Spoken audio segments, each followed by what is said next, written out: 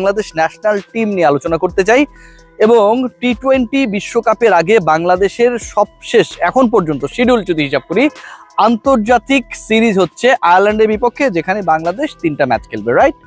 এবং এই যে 3টা ম্যাচ এর পরেই বাংলাদেশি ক্রিকেটারদের ব্যস্ততা শুরু হয়ে যাবে বিপিএল কেন্দ্রিক।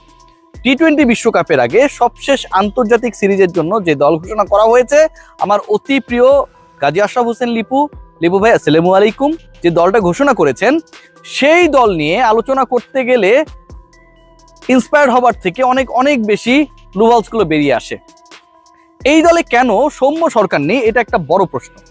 সৌম্য সরকার কেন টি-20 সেটআপের মধ্যে সুযোগ পান না, সেই প্রশ্নের উত্তর যদি আমরা খোঁজার চেষ্টা করি কেউ এটার সদুত্তর দিতে পারবে না। কেন সৌম্য সরকার নেই?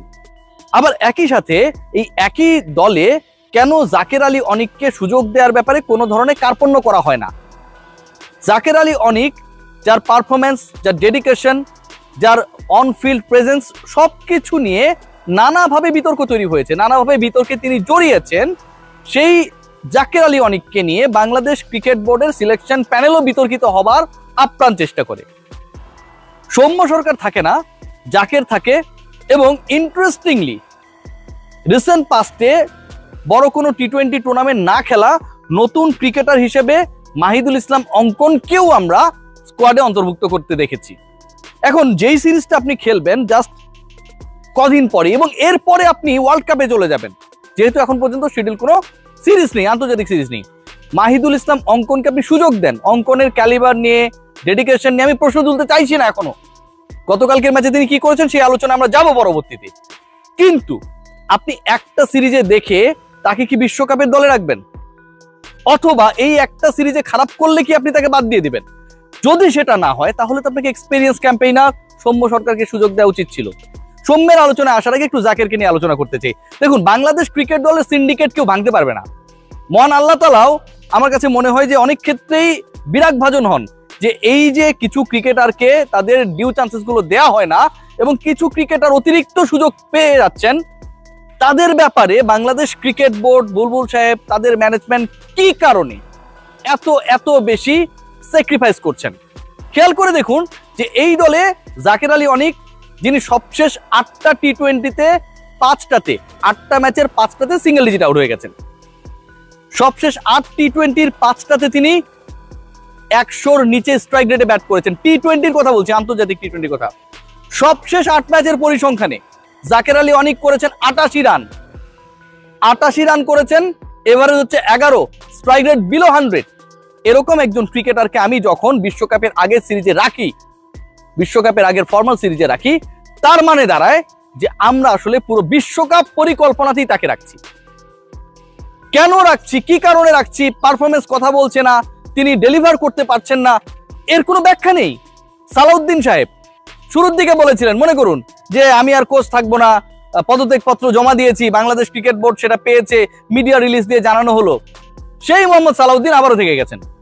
আকাশে বাতাসে ডানে বামে ভূমিতে অন্তরিক্ষে একটা গুঞ্জন যে তিনি বিপিএল এ কোন একটা দল পাবার ব্যাপারে কোচ হিসেবে মোটামুটি আশাবাদী ছিলেন, কিন্তু সেটা না পাবার কারণে আবার রিডিসিশন নিয়েছেন।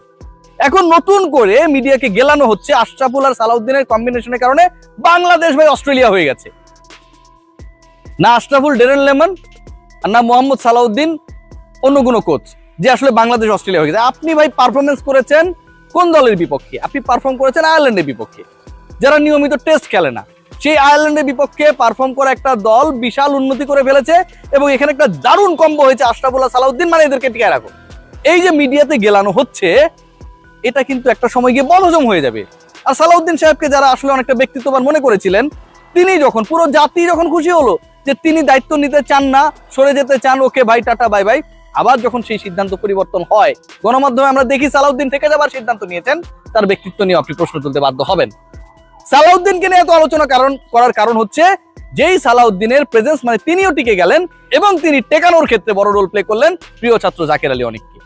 বাংলাদেশের অন্য ব্যাটারের প্রতি তার যে ফোকাস, তার থেকে 1000 গুণ ফোকাস ওই একজন। কারণ চ্যালেঞ্জ, জাকের যদি ভালো করে তাহলে তিনি জিতে যাবেন, বাংলাদেশ হারুক আর হারুক, এটা নিয়ে কোনো কিছু আসে যায় না। তাওহিদ হৃদয়ের পারফরমেন্স নেই, আপনি তাকে রেখে দিয়েছেন, রাখলেন। মিডল অর্ডারে কাকে রাখবেন সেই প্রশ্ন আপনার তুলবেন, রাখলেন। ভাই সৌম্য সরকার যেই ক্রিকেটার কিছুদিন আগে এনসিএল এ বিধ্বংসী ইনিংস খেললেন, সবশেষ দুইটা ওয়ানডেতে একটাতে করেছেন 40+, একটাতে করেছেন 90+। ইন্টারন্যাশনাল ক্রিকেটের কথা বলছি, যেই ক্রিকেটার ইন্টারন্যাশনাল ক্রিকেটে টাচে রয়েছে, যেই ক্রিকেটার ফ্ল্যাশি ক্রিকেটার, যেই ক্রিকেটারের ক্যাপাবিলিটি অন্য যে কারো থেকে ভালো এবং তাকে আপনি নিজেও ব্যাট করাতে পারবেন, সেই সৌম্য সরকারকে নিয়ে কেউ কোনো কথা বলে না। কারণ এই কারণে লিটন ফিল করে যে সৌম্য যদি দলে ঢুকে যায় এবং সেখানটায় পারফরমেন্স করলে লিটনের নিজের জায়গাটা পিচ্ছিল হয়ে যেতে পারে, এরকম একটা ব্যাপার থাকে না মাথার মধ্যে। মুশফিকুর রহিমের মধ্যে একটা কাজ করতো, তিনি কিপিং করবেন, ক্যাপ্টেন্সি করবেন, ব্যাটিং করবেন, সব তিনি করবেন। যদি কোনো একটা বাদ দেন তাহলে তো তিনি বাদ করে যাবেন, এরকম একটা হীনমন্যতা আমরা আইডিয়া করতাম যে তার মধ্যে কাজ করতো। সৌম্য সরকারের ব্যাপারেও আমার কাছে মনে হয় ম্যানেজমেন্ট একই জিনিস কাজ করে। যেই ছেলেটা পারফরমেন্স করেছে তাকে আপনি নেবেন না, যেই ছেলেটা 90+ ইনিংস খেললো তাকে আপনি নেবেন না, আপনি জাকের আলী অনেককে নিচ্ছেন। এর কারণটা কি? এর কারণটা হচ্ছে আপনি পক্ষপাত দুষ্ট নির্বাচন করছেন, নির্বাচকদেরকে প্রভাবিত করছেন, অথবা নির্বাচকরা আগে থেকেই প্রভাবিত। এবং আমিনুল ইসলাম বুলবুল তো এটা খবর জানে না, তাকে আপনি জিজ্ঞেস করলে বলবেন আমি তো কাতারে ছিলাম, আমি তো জানি না। ও তাই, এটা হয়েছে। তো এই যে ঘটনাগুলো ঘটছে, এগুলো কি ভালোভাবে ঘটছে? অঙ্কনকে সুযোগ দিলেন, সেই অঙ্কন কি ক্যাপিটালাইজ করলো? গত বিপিএল এ ভালো করা একটা ছেলেকে এবার বিপিএল এসেছে, লিপু ভাই মনে পড়ে গেছে যে বিপিএল তো গতবার হয়েছিল, সেই বিপিএল এ অঙ্কন ভালো করেছিল, আচ্ছা আচ্ছা আচ্ছা ও কোথায় গেল, ওকে নিয়ে নি।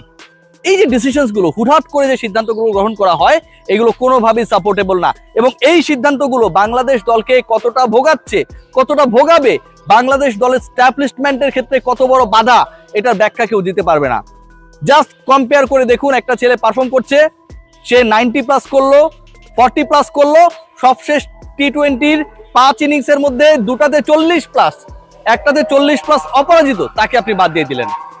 এক সৌম্যকে নিয়ে পুরো টিম ম্যানেজমেন্ট কতটা ক্যালাস, যে সবশেষ আফগানিস্তানের বিপক্ষে সিরিজে এই সৌম্য দলে সুযোগ পেলেন, ভিসা জটিলতার কারণে সৌম্য যেতে পারে নাই, খেলতে পারে নাই, যাওয়া তো দূরের কথা। এবং সেটা নিয়ে এমন ধরনের অপরিকল্পনা আমরা দেখেছি যে বিসিবি ইলেকশন নিয়ে ব্যস্ত, ক্রিকেটার যেই বিসিবি ক্রিকেটারদের জন্য, সেই ক্রিকেটার যেতে পারছে না, খবর নাই, যেতে পারলই না, সেই ক্রিকেটারকে এরপরে সিরিজগুলো থেকে আপনি নিলেনই না। আপনি তাকে সুযোগ দিলেন, যেতে পারলো না, খেলতে পারলো না, তারপর থেকে সে কি কারণে বাদ। অথচ যারা পারফরমেন্স করতে পারছে না তাদেরকে আপনি সিরিজের পর সিরিজ ক্যারি করছেন। অদ্ভুত এক নিয়মে বাংলাদেশের ক্রিকেট চলছে, অদ্ভুত এক সিস্টেম, যে সিস্টেমটাকে কেউ ব্রেক করতে পারছে না। নারী ক্রিকেটারদের আত্মনাদ কেউ শোনে না, পারফর্মারদের কথা কেউ শোনে না, যারা আন্ডার পারফর্মার, যারা কোনো না কোনো ভাবে জাতীয় দলে থাকার অযোগ্য, সেই ক্রিকেটারদেরকে ক্যারি করার ব্যাপারে বিশাল উৎসাহ বাংলাদেশ ক্রিকেট বোর্ডের। আর এভাবে চলছে বাংলাদেশের ক্রিকেট। এভাবে যদি চলে, ওই যে বললাম না যে শেষ মুহূর্তের প্রিপারেশন, একটা সময় মাহমুদুল্লাহ রিয়াদের সাথে এটা হয়েছিল, তিনি তার পজিশনে স্টাবলিশড, তার পজিশনে অন্য ক্রিকেটারকে স্টাবলিশমেন্টে চলে গেল নাজমুল হাসান পাপনের বোর্ড, যে আরেকজনকে স্টাবলিশ করতে হবে। 6 আর 7-এর সেই ফিনিশারটা কে হবে? মাহমুদুল্লাহ রিয়াদকে দিয়ে চলে না, despite he was the second highest run গেটার that time বাংলাদেশের হয়ে। শেষ পর্যন্ত আবার রিয়াদের কাছে ফিরে এসেছে। বাংলাদেশ দল টি-20 বিশ্বকাপের আগে ঠিক একই সিস্টেমে যাচ্ছে। সৌম্য সরকারদের কেউ দেখে না, কেউ চেনে না, পারফরমেন্সের কেউ মূল্যায়ন করে না। আন্ডার পারফর্মার যারা, তাদেরকে সুযোগ দেওয়া হয়, মাহিদুল ইসলাম অঙ্কনদেরকে ফ্রম নো হয় ধরে আনা হয়। কোয়ালিটি নিয়ে আমি কোনো প্রশ্ন তুলছি না, প্রসেস নিয়ে প্রশ্ন তুলছি। আর বাকি যারা পারফর্মার, তাদের কান্না নীরবে নিভৃতে বৃথা যায়।